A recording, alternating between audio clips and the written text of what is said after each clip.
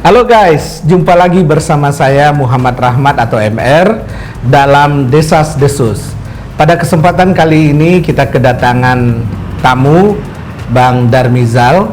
Beliau adalah boleh dikatakan tokoh sentral di dalam konflik Partai Demokrat yang mengguncang Indonesia dan bahkan dunia.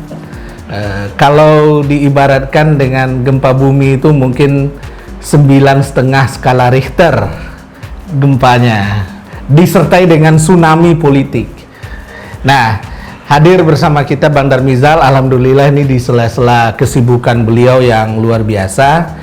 Beliau menyempatkan hadir, tentu kita melakukan ini setelah melaksanakan protokol COVID dan alhamdulillah kami berada dalam posisi sehat, negatif COVID.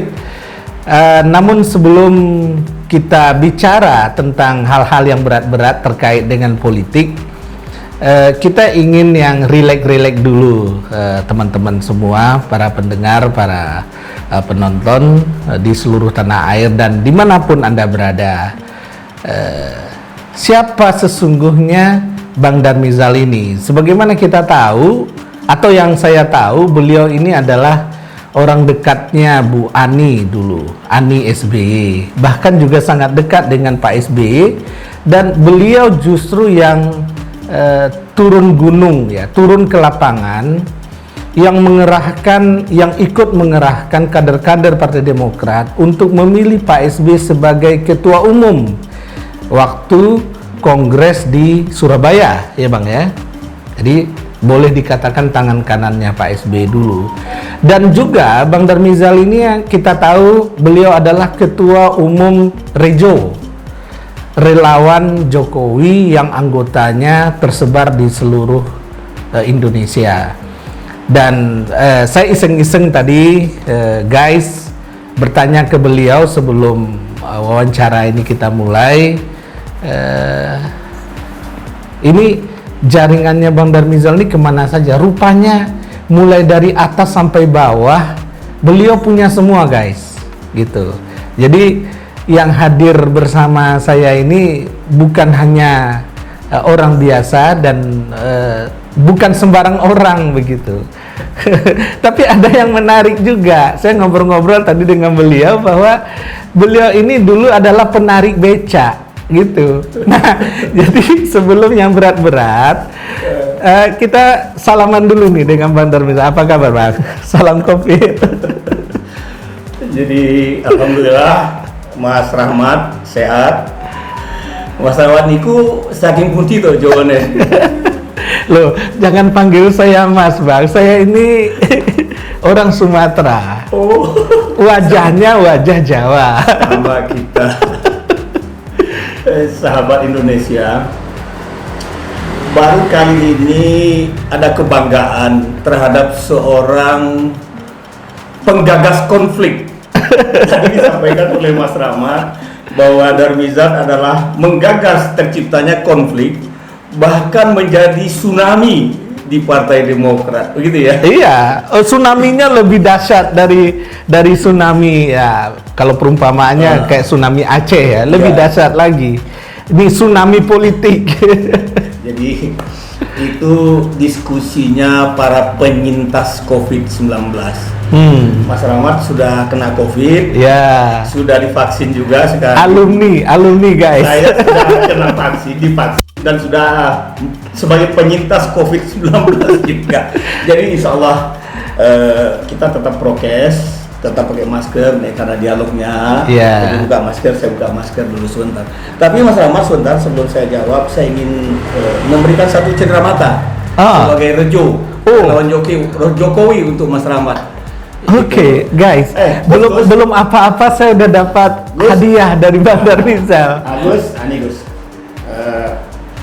Wah. Ini saya serahkan untuk Mas Rahmat sebagai cenderamata buku Jokowi, judulnya Jadul Kinanti, Dulu, Kini, dan Nanti. Oh, oke. Jadi ada peristiwa yang lalu, ada peristiwa yang sedang berjalan, dan hipotesis kami dalam buku ini untuk nantinya bagi Pak Jokowi. Boleh dibuka?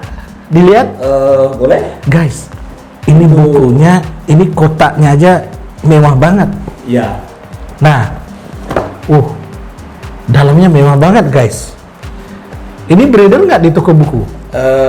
Ada. Ada? Kalangan terbatas. Dulu Mas Rahmat dengan Mas Anas pernah bikin Wah. yang tebal-tebal. Boleh kita taruh sini ya? Boleh. Pak Jokowi, terima kasih banyak.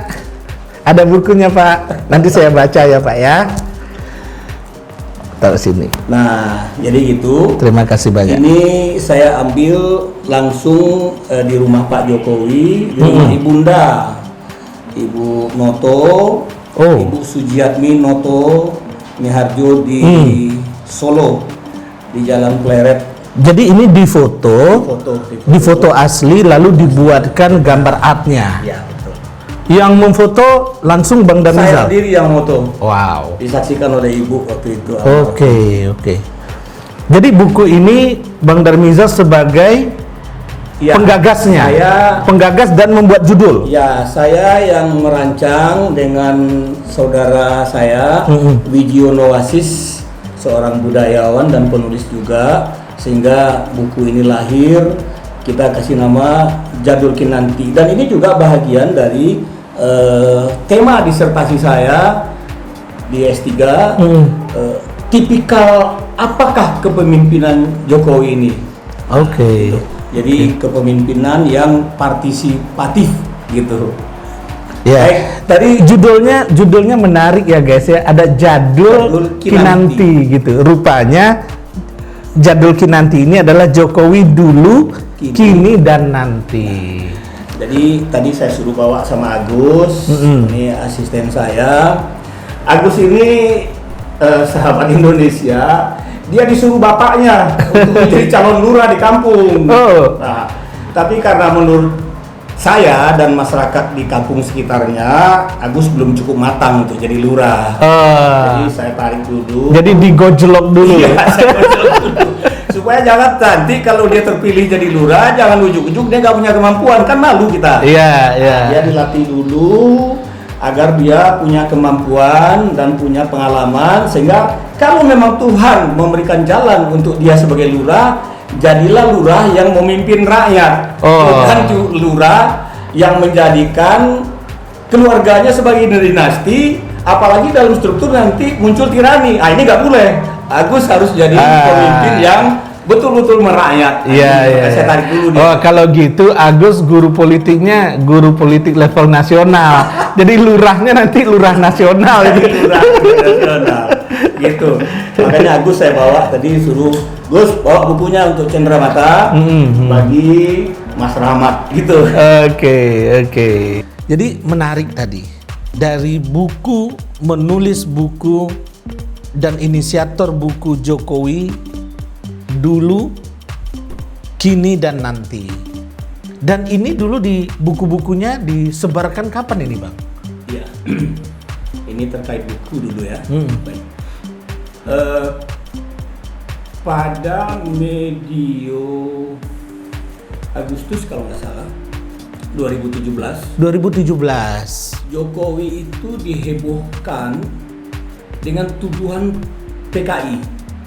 Oh iya, kita pernah dengar.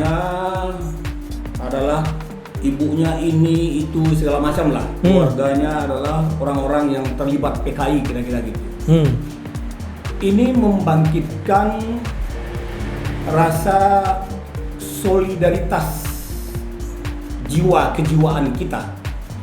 Karena saya ingat waktu tahun 2005 akhir kalau nggak salah, 2006 lah, awal 2006 saya untuk berkunjung ke Solo. Waktu itu saya wakil sekjen Partai Demokrat. 2006. Pak Jokowi waktu itu calon wali kota di Solo. Wakil wali kota di Solo. Calon wakil. Calon wali kota. Oke. Saya karena guyon-guyonan Mas Hadi, Pak Hadi Utomo, ketua umum Partai Demokrat, almarhum ya. Beliau bilang, Darmizal, kamu berani nggak jalan-jalan ke Solo survei itu, lihat-lihat lah. Ini ada katanya orang yang bagus calon wakil wali kota. Oh, Pak Jokowi waktu itu calon wakil wali kota di Solo. Isunya waktu itu. Oke. Kemudian merubah Oke. calon wali kota. Sesampainya saya berangkat, saya bilang, oh sebagai wakil sekjen siap.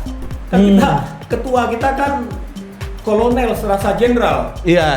Kita harus siap.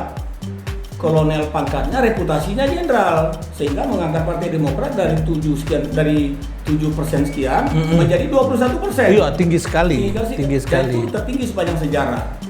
Nah, saya berangkat.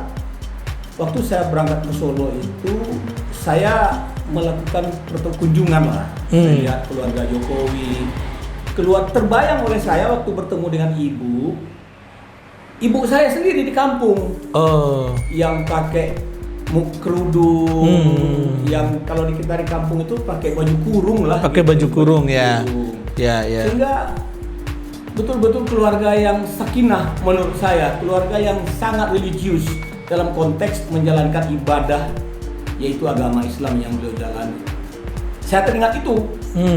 Sehingga ketika, Jadi Bang Darmizal kenal betul dengan ibunya Pak Jokowi. Saya langsung ketemu, langsung lihat, langsung ngobrol saya gitu ya. merasa di antara sekian banyak orang relawan, barangkali saya merasa ya, saya yang paling dekat dengan ibu. Saya bisa direct menelpon ke beliau waktu itu. Iya. Atau melalui adiknya Pak Jokowi, Mbak Ida. Oke. Ya. Karena ada isu tentang PKI atas Jokowi, padahal sebelumnya saya kan adalah pendukung utama Prabowo Hatta. Nah, Di Pilpres sebelumnya. 2014. 2014. Kemudian Oke. 2017 itu saya wakil ketua Komisi Pengawas Partai Demokrat di DPP. Artinya saya tukang periksa orang-orang yang bermasalah, melanggar kode etik dan lain-lain di Partai Demokrat. Iya, jabatan tinggi sekali, guys. Nah, karena itu ketika muncul isu tentang Jokowi PKI, bergejolak jiwa saya. Sama halnya ketika kemenangan Jokowi JK, ada tuduhan bahwa istrinya ketua KPU, namanya Endang kalau nggak salah, adik kandung dari Ibu Mufidah. Oh, isunya begitu. Saya kan kaget. Iya. Ibu Mufidah itu adik bongtotnya bernama Iqbal, nggak ada lagi perempuan, dan beliau satu-satunya anak perempuan. Iya. Tunggal gitu dari Bapak Ansar, dari Bapak Miat, dari Buya Miat, kan gitu. Ansar itu adalah adiknya Ibu Ida, kemudian dan lain-lain. Saya tahu gitu keluarganya. Makanya saya juga melawan ketika ada tuduhan bahwa istri Pak JK beradik kakak dengan adik ketua KPU. Saya juga nggak bisa tulis waktu itu. Nah, ini hal yang sama. Oh, jadi ada isu yang tidak benar. Kita pasti meradang. Oke. Saya meradang. Nah, juga saya meradang ketika Jokowi duduk PKI. Pengalaman saya bertemu dengan keluarga itu tidak demikian. Maka saya undang Mas Wigiono Wasis sebagai budayawan dan penulis yang langgamnya cocok. Gitu. Itu bukti dari perlawanan bahwa Jokowi bukanlah PKI. Maka Mas Wigiono Wasis melakukan semua kunjungan-kunjungan ke tokoh-tokoh, ke kerabat-kerabat, ke orang-orang yang mengenal Jokowi. Jadilah buku ini. Jadi fitnah saja dong, Bang. Fitnah. Yang Bagi menuduh Pak Jokowi dan keluarganya. Fitnah. Kan ada yang ditampilkan ibunya Jokowi ini adalah ini gitu. Kemudian ada lagi jaraknya Jokowi dengan ibunya masa sekian tahun saja, nggak mungkin gitu. Nggak mungkin. Maka saya harus melakukan sesuatu. Sesuatu itu menerbitkan buku yang bercerita tentang Jokowi atas peristiwa dan pandangan orang-orang, pendapat orang-orang. Nggak ada wawancara dengan Pak Jokowi untuk buku ini, karena ini bukan autobiografi beliau, tapi pendapat dari orang-orang di sekitarnya. Jokowi. Gitu. Saya dekat dengan Pak D umpamanya, Pak D Miono sangat dekat saya. Wah, berarti saya dapat buku istimewa nih, guys. Kalau teman-teman yang lain sabar dulu ya, saya baca dulu isinya apa, nanti kita kasih bocorannya. Karena nggak mungkin dibagikan semua kan. Mas Rahmat sedikit saja membaca, itu pasti nggak mau berhenti membacanya. Ini enak dibaca dan perlu. kayak iklan. Ya, karena Mas Yono Wasis mungkin menulisnya dengan bahasa langgam yang baik ya, enak, gitu. yang enak. Nah, inilah buku saya persembahkan. Juga Mas Wajib Yono Wasis minta pendapat dengan tokoh-tokoh lain sebagai penulisnya. Saya memberikan gagasan untuk ini. Kita temukan judulnya dan dibangun dari satu tempat yang kita sebut sekarang dengan Saung Rejo di sebelah rumah saya. Nah, disitulah gagasan awal terbitnya buku ini. Oke. Dan buku ini diterbitkan tahun 2017. 2018. Ini kita luncurkan pertama, ini udah fase era yang ketiga nih, fase yang ketiga. Yang pertama lebih tipis, warnanya putih, kemudian lebih tebal juga putih, kemudian disempurnakan oleh Mas Yono Wasis dengan teman-teman beliau. Nah, inilah jadinya yang versi ketiganya. Jadi Mas Yono Wasis juga almarhum, dulu beliau yang memperkenalkan saya juga pada saat era Partai Demokrat menjelang berdiri. Sedikit Bang, sebagai orang yang dekat dengan keluarga Pak Jokowi, dan setahu saya Abang tidak menggembar-gemborkan ke orang-orang sebagai orang dekatnya presiden begitu. Kehidupan presiden dan keluarganya itu seperti apa sih Bang? Sebetulnya saya sempat sampaikan ke kawan-kawan, saya merinding kalau cerita itu. Presiden Jokowi ini diutus Tuhan untuk menyelamatkan Indonesia. Dan waktu saya bertemu presiden diundang di istana juga saya bilang, Pak, Indonesia rasanya nggak akan mendapatkan pemimpin setelah Bapak untuk jangka waktu yang panjang. Bahkan bisa 100 tahun, itu hipotesis saya. Kenapa? Saya akan menulis disertasi, judulnya adalah Kepemimpinan Jokowi. Kemudian saya juga dengan Mas Yono Wasis mengawal terbitnya buku ini, sehingga saya paham rasanya gitu dibanding dengan banyak kawan yang lain, sehingga itu saya ungkapkan.